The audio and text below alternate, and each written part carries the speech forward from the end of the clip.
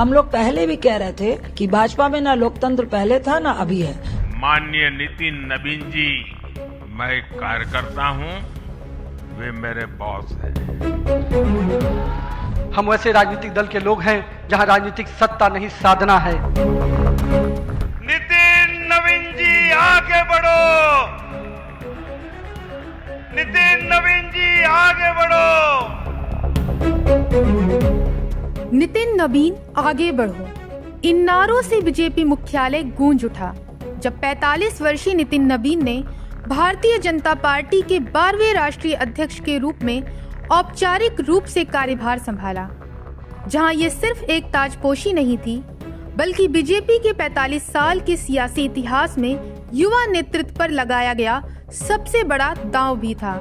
ऐसे समय में जब पार्टी को लगातार विधानसभा चुनाव की चुनौती, विपक्ष के तीखे हमले और संगठन को नई धार देने की जरूरत है, वहां देश की सबसे बड़ी राजनीतिक पार्टी की कमान युवा नेतृत्व के हाथों में सौंपा जाना नितिन नवीन के सामने कई चुनौतियों से भरपूर भी है।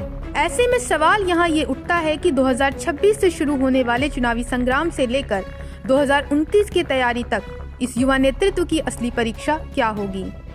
दरअसल दिल्ली की सियासत में आज भारतीय जनता पार्टी के इतिहास का एक अहम अध्याय जुड़ गया है।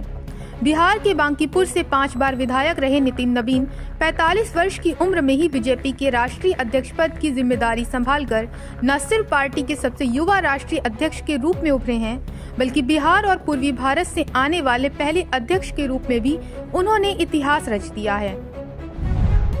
वहीं कार्यभार संभालने से पहले नितिन नवीन ने दिल्ली के वाल्मीकि मंदिर, गुरुद्वारा बंगला साहिब और झंडे वाला मंदिर जाकर आशीर्वाद लिया। इसके बाद बीजेपी मुख्यालय में उनकी ताजपोशी हुई, जहां प्रधानमंत्री नरेंद्र मोदी, गृह मंत्री अमित शाह, रक्षा मंत्री राजनाथ सिंह समेत पार्टी के तमाम शीर्ष नेता मौजूद रहे। ऐसे में पीएम मोदी ने मंच से उन्हें बधाई देते हुए नितिन नवीन को कार्यकर्ताओं से निकला नेतृत्व बताया और पार्टी के भविष्य के लिए अहम चेहरा करार दिया।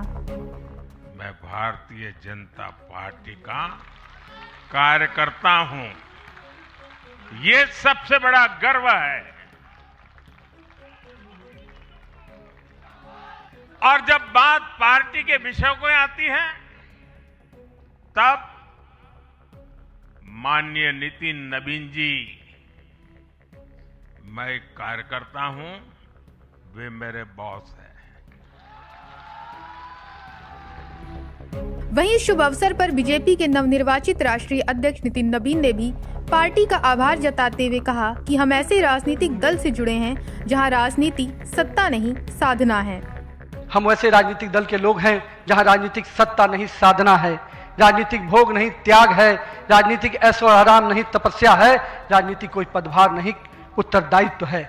तो आइए हम सब कार्यकर्ता इस संकल्प के साथ अपने नेतृत्वकर्ता के इस परिश्रम और पुरुषार्थ के साथ अपने आप को जोड़ें। वहीं अन्य बीजेपी नेताओं ने भी नितिन नवीन की ताजपोशी को संगठन के लिए ऐतिहासिक क्षण बताया।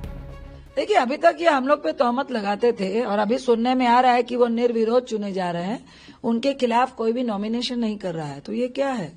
इसका मतलब ऊपर से फरमान जारी हुआ है और जो फरमान जारी है ये हुआ है उसी के अकॉर्डिंग आप अपना अध्यक्ष चुन रहे हैं।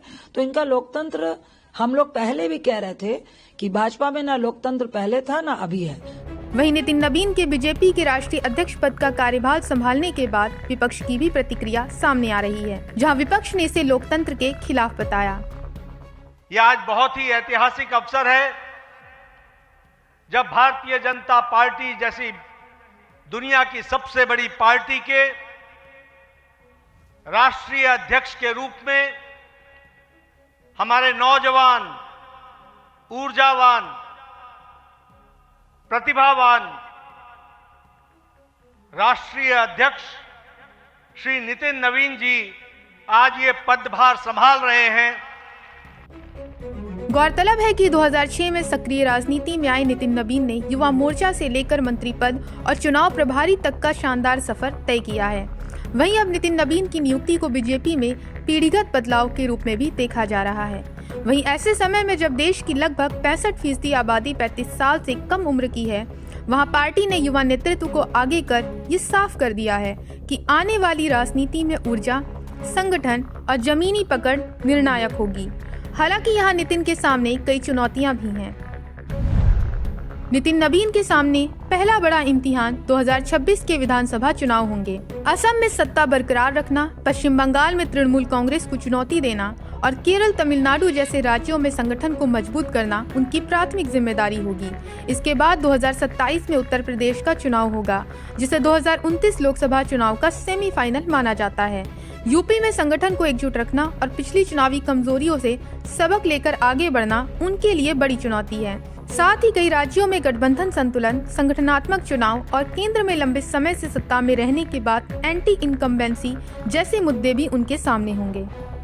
बहरहाल नितिन नबीन की ताजपोशी सिर्फ एक पद परिवर्तन नहीं बल्कि बीजेपी की भविष्य की राजनीति का रोड मैप है। ऐसे में अब असली परीक्षा आने वाले 2 से 3 वर्षों में होने वाले चुनाव होंगे, जहां युवा अध्यक्ष को अनुभव, संगठन और रणनीति तीनों का संतुलन साधना होगा। Bureau report, Punjab Kesari TV. हमसे जुड़े रहने के लिए हमारे YouTube चैनल को सब्सक्राइब करें और नई वीडियो की नोटिफिकेशन के लिए बेल आइकॉन को दबाएं।